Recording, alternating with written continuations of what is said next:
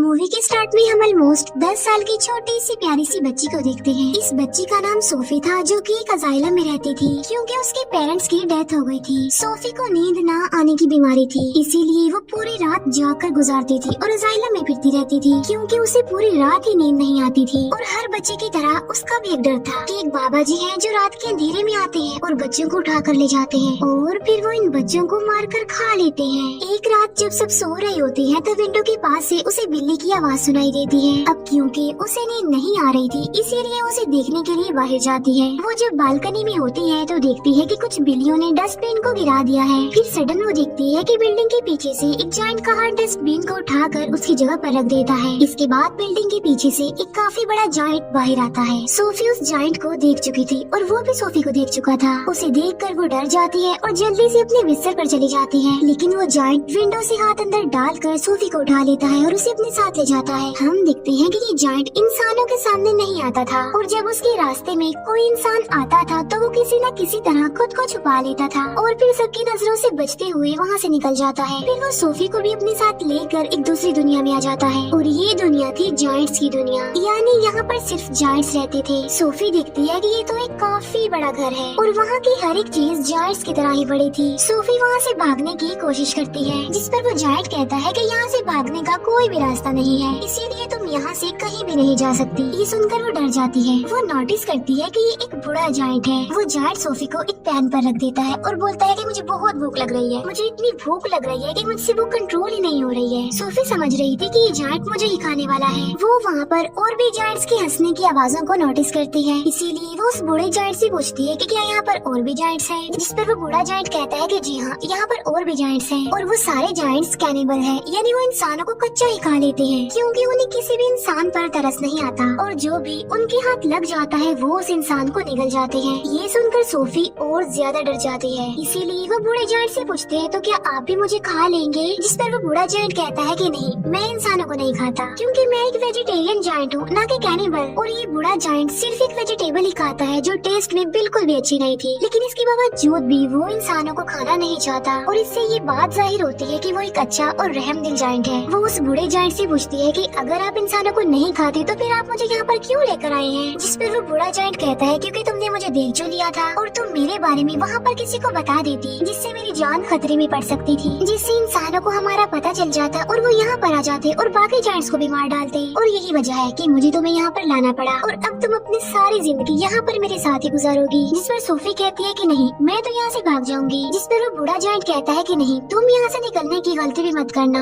वरना बाहर बैठे जायंट्स को तुम पर तरस नहीं आएगा। ये कहकर वो बूढ़ा जायंट सोफी को एक बोर्ड पर रख देता है और उसे कहता है कि तुम थोड़ी देर रेस्ट कर लो, लेकिन सोफी को तो नींद ही नहीं आती थी। फिर वो देखती है कि वो जायंट अपने बैग से बड़ी बड़ी बॉटल्स निकाल रहा है। उन बॉटल्स में कोई चीज थी जो चमक रही थी। फिर वो उस जायंट से पूछती है कि इन बॉटल्स में क्या है, जिस पर वो जायंट कहता है कि इसमें ड्रीम्स हैं, यानी ख्वाब। जिस पर वो कहती है अच्छा, फिर तो ये मेरे किसी काम के नहीं है क्योंकि मुझे तो ड्रीम्स आते ही नहीं है और मुझे ड्रीम्स आएंगे भी कैसे क्योंकि मुझे तो नींद ही नहीं आती। फिर ये जायंट वो वाली बुक पढ़ने लगता है जो सोफी के पास थी। इस बुक में बहुत सारी कहानियाँ लिखी हुई थी। बूढ़ा जायंट उन कहानियों को पढ़ने लगता है, जिस पर सोफी को नींद आ जाती है। इसके बाद वो बूढ़ा जायंट एक बोतल लेता है और उसमें से ड्रीम बाहर निकालता है। इतनी ही देर में सोफी की आंख खुल जाती है और वो देखती है कि वो बूढ़ा जायंट अभी सो रहा है, इसीलिए वो मौके का फायदा उठाकर उस घर से बाहर निकल जाती है और वहाँ से भागने की कोशिश करती है, लेकिन तभी उसे एक काफी बड़ा जायंट पकड़ लेता है और ये सच में उस बूढ़े जायंट की निस्बत काफी बड़ा जायंट था। सोफी उस जायंट को कहती है कि प्लीज मुझे यहाँ से जाने दो, लेकिन वो जायंट सोफी की एक नहीं सुनता और वो उसे निगल जाता है। इसकी फौरन बाद सोफी की आंख खुल जाती है। इसका मतलब ये था कि सोफी एक ड्रीम देख रही थी। जागने के बाद वो उस बूढ़े जायंट से पूछती है कि मुझे पता है ये आपने किया है ना, क्योंकि ना तो मुझे नींद आती है और ना ही मुझे ड्रीम्स आते हैं,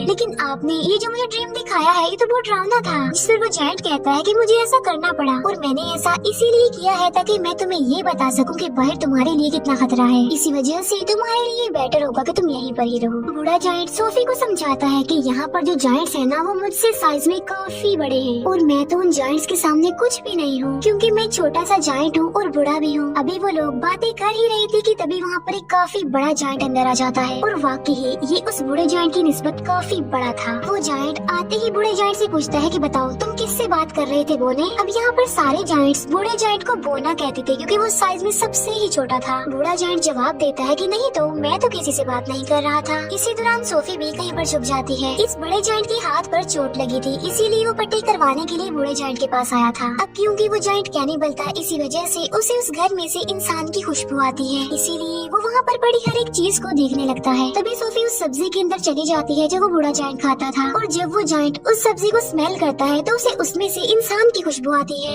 आज से पहले इस जायंट ने कभी भी ये सब्जी नहीं खाई थी, लेकिन आज उसे इस वेजिटेबल में से अच्छी खुशबू आ रही थी, इंसान की खुशबू आ रही थी, क्योंकि उसमें सोफी जो थी, इसीलिए वो जायंट उसे खाने लगता है। ये देखकर वो बूढ़ा जायंट कहता है कि रुको, तुम ये नहीं खा सकते, क्या तुम भूल गई हो कि तुम वेजिटेबल्स नहीं खाते। जिस पर वो जायंट कहता है कि हाँ, मैं ये बात कैसे भूल गया कि मैं तो सब्जियां खाता ही नहीं हूँ। इसीलिए वो सब्जी को फेंक देता है और सोफी की जान बच जाती है। इसके बाद वो जायंट वहाँ से चला जाता है। फिर उस बूढ़े जायंट को कहीं पर जाना था और सोफी उससे पूछती है कि आप कहाँ पर जा रहे हैं। जिस पर वो बूढ़ा जायंट कहता है कि मैं किसी जरूरी काम से जा रहा हूँ। वो पूछती है कि कौन सा जरूरी काम, लेकिन वो उसे कुछ भी नहीं बताता। फिर वो सोफी के काफी फोर्स करने पर उसे बता ही देता है कि मैं ड्रीम्स को पकड़ने जा रहा हूँ। फिर सोफी उसे काफी कहती है कि मुझे भी अपने साथ लेकर जाइए, लेकिन वो उसे अपने साथ नहीं ले जाना चाहता था, क्योंकि बाहर जो जायंट सो रहे थे, अगर वो जाग गए, उन्होंने सोफी को देख लिया तो बहुत बुरा होगा। इसी वजह से वो किसी भी किस्म का रिस्क नहीं लेना चाहता था, लेकिन सोफी उसे काफी इंसिस्ट करती है, इसीलिए वो उसे अपने साथ ले जाने के लिए एग्री हो जाता है। जब वो बाहर आते हैं तो देखते हैं कि वो सारे जायंट्स गहरी नींद सो रहे हैं, इसीलिए ये दोनों उनके बीच से ही गुजरना चाहते थे, लेकिन इतनी ही देर में उन सारे जायंट्स की आंख खुल जाती है और वो बूढ़े जायंट को परेशान करने लग जाते हैं कि बोने तुम कहाँ पर जा रहे हो। जिस पर वो कहता है कि मैं तो अपने काम पर जा रहा हूँ। जिस पर वो जायंट्स कहते हैं कि हम नहीं चाहते कि तुम यहाँ से निकल कर बाहर जाओ, इंसानों की दुनिया में जाओ, क्योंकि अगर इंसानों को हमारे बारे में पता चल गया तो हमारी जान खतरे में पड़ जाएगी। वो सारे जायंट्स बूढ़े जायंट को बहुत ज्यादा तंग करते हैं और तभी मौके का फायदा उठाकर सोफी एक गाड़ी में छुप जाती है। लेकिन तभी बूढ़ा जायंट आसमान की तरफ इशारा करके कहता है कि वो देखो। सब देखते हैं कि आसमान पर बादल बने हैं और बारिश होने वाली है। असल में उन सारे जायंट्स को पानी से डर लगता था, क्योंकि उन्हें वाटर फोबिया था, और तभी वहाँ पर बारिश होने लगती है और वो सारे जायंट्स जाकर छुप जाते हैं। तो मौके का फायदा उठाकर वो दोनों यानी बूढ़ा जायंट और सोफी वहाँ से चले जाते हैं। वो लोग माउंटेन्स पर चढ़ने लगते हैं। चलते चलते वो बादलों से भी काफी आगे निकल जाते हैं। सोफी कहती है कि यहाँ से तो देखने में ये स्टार्स बहुत ही प्यारे लग रहे हैं। बूढ़ा जायंट कहता है कि मैं तो इनका म्यूजिक भी सुन सकता हूँ। वो बताता है कि मैं इवन दुनिया की हर चीज की आवाज ही सुन सकता हूँ। मैं चींटियों की आवाज सुन सकता हूँ, कीड़े मकोड़ों की आवाज सुन सकता हूँ, इवन मैं ट्रीज की कहानियाँ भी सुन सकता हूँ। मेरे कान इतनी तेज हैं कि दुनिया की हर आवाज को ही सुन सकते हैं। ये सुनकर सोफी कहती है कि मुझे तो यकीन नहीं आ रहा आपकी बातों पर। बूढ़ा जायंट कहता है कि यही सच है बेटा, तुम्हें मानना होगा। इसके बाद वो लोग एक लेक के पास पहुँच जाते हैं, जिसके पास एक काफी बड़ा और खूबसूरत ट्री था। बूढ़ा जायंट पानी में कूद जाता है और उनके साथ सोफी भी कूद जाती है। दोनों फिर लेक के दूसरे किनारे पर पहुँच जाते हैं और ये होती है ड्रीम्स की दुनिया, क्योंकि ड्रीम्स उस ट्री से यहाँ पर कतरों की तरह गिरते हैं और बूढ़ा जायंट इन्हें पकड़ने के लिए ही यहाँ पर आता है। फिर वो दोनों मिलकर बहुत सारे ड्रीम्स पकड़ लेते हैं। इन ख्वाबों में अच्छे और बुरे दोनों ड्रीम्स ही थे। इन ड्रीम्स को पकड़कर फिर ये लोग वापस जाने लगते हैं। ये दोनों अब एक दूसरे के काफी अच्छे फ्रेंड बन गए थे और एक दूसरे के साथ काफी खुश थे।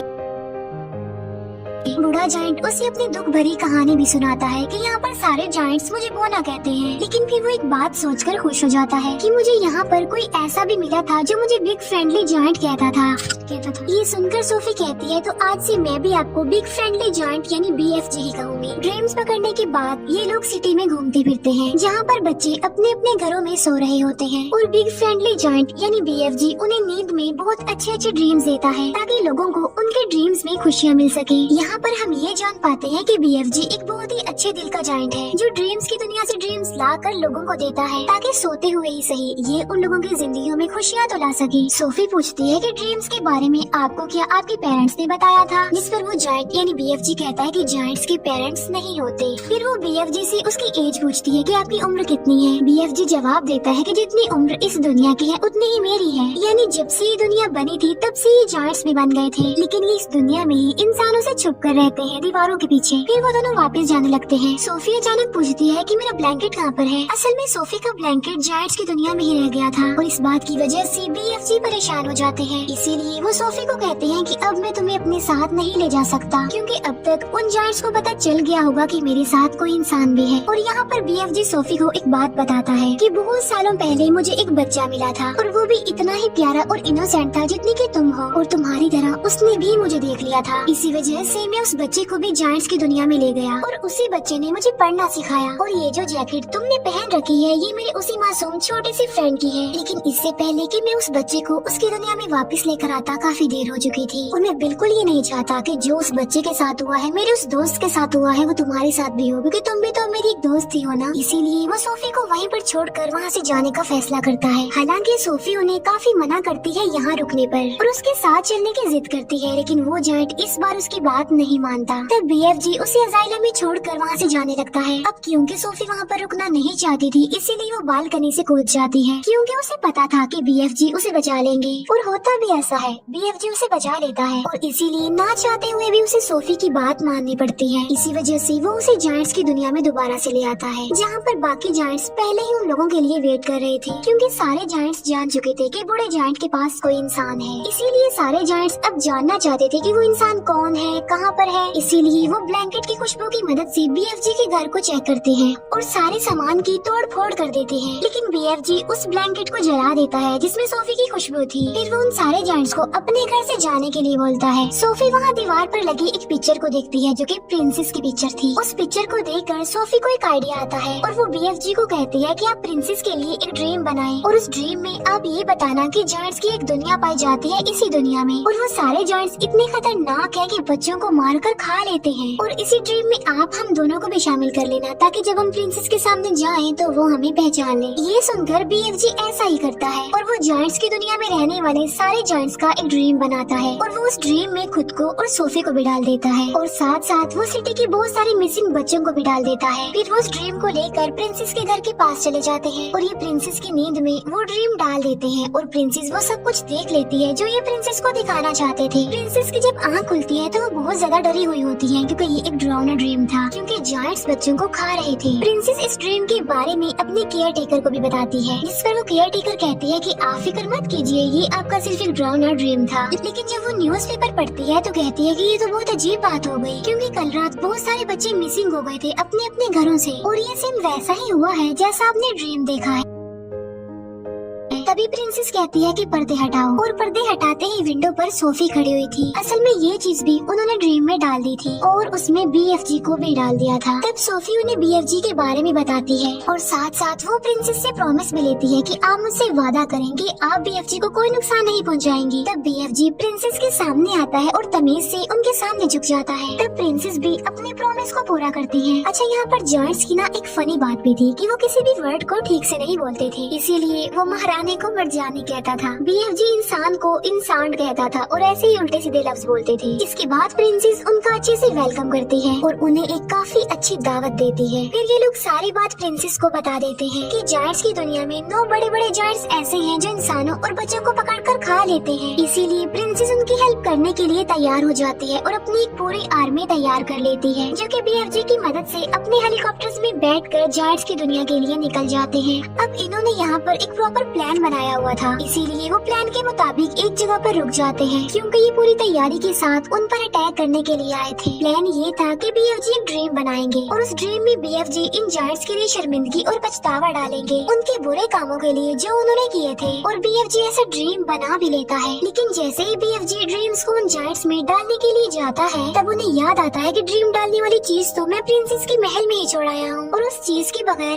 ऐसा करना रिस्की था, क्योंकि उन जायंट्स के पास जाना था। लेकिन सोफी हिम्मत करके उस ड्रीम वाले जार को उस जगह पर लेकर चली जाती है जहाँ पर वो जायंट्स सो रहे थे। लेकिन इससे पहले कि सोफी उस जार को तोड़ पाती, उन जायंट्स का लीडर उठ जाता है और वो जैसे ही सोफी को पकड़ने वाला होता है सोफी उस जार को तोड़ देती है और ये ड्रीम उन जायंट्स की नींद में चला जाता है जो भी सो रहे थे। और जब वो जायंट्स जागते हैं तो उन्हें अपने बुरे काम पर शर्मिंदगी होती है, लेकिन जो जायंट्स का लीडर था वो तो जाग रहा था, इसीलिए उसे कोई भी पछतावा और शर्मिंदगी नहीं होती और इसीलिए वो सोफी पर अटैक कर देता है। लेकिन तभी BFG उस जायंट के सामने आ जाते हैं। अब क्योंकि BFG बहुत छोटे थे इसीलिए वो जायंट उन्हें अपने हाथ में उठा लेता है। लेकिन जैसे ही वो BFG को मारने लगता है प्रिंसेस की पूरी आर्मी हेलीकॉप्टर्स के साथ वहाँ पर आ जाती है और वो लोग सारे जायंट्स को पकड़कर अपने साथ ले जाते हैं और उन्हें समंदर के बीच में एक आइलैंड पर छोड़ दिया जाता है। अब क्योंकि इनके चारों तरफ पानी था और ये तो पानी से डरते थे इसीलिए वो वहाँ से भाग नहीं सकते थे और इसीलिए अभी हमेशा के लिए यहाँ पर फंस गए हैं। प्रिंसेस उन जायंट्स के लिए वहाँ पर सब्जी के बीज भी फेंक देती जाती है ताकि ये जायंट्स उन बीजों की मदद से वहाँ पर सब्जी उगाएं और सारी जिंदगी ये वो सब्जी ही खाएं। अब क्योंकि उन जायंट्स को ये सब्जी पसंद नहीं थी, लेकिन अब ना चाहते हुए भी उन्हें ये सब्जी खानी पड़नी थी और पूरी जिंदगी इसी आइलैंड पर रहकर ये सब्जी ही खानी है। इसके बाद हम सोफी को देखते हैं जो बस आइलैंड में नहीं रहती बल्कि प्रिंसेस के महल में रहती है और यहाँ पर सोफी बहुत खुश होती है और वो जब चाहे BFG से बात भी कर सकती है क्योंकि BFG ने बताया था कि वो इस दुनिया की सारी आवाजें सुन सकते हैं। दूसरी तरफ BFG जो कि अब जायंट्स की दुनिया में बिल्कुल अकेले रह गए हैं, जिन्होंने जायंट्स की दुनिया में उस सब्जी के अलावा और भी बहुत सारी वेजिटेबल्स उगा ली हैं और वो भी अपनी लाइफ में बहुत खुश है। सोफी हर सुबह जाकर विंडो पर आती है और BFG को गुड मॉर्निंग कहती है, जिसे BFG सुन लेते हैं और उसका जवाब देते हैं और ये प्यारी सी मूवी यहीं पर एंड हो जाती है। Thank you for watching.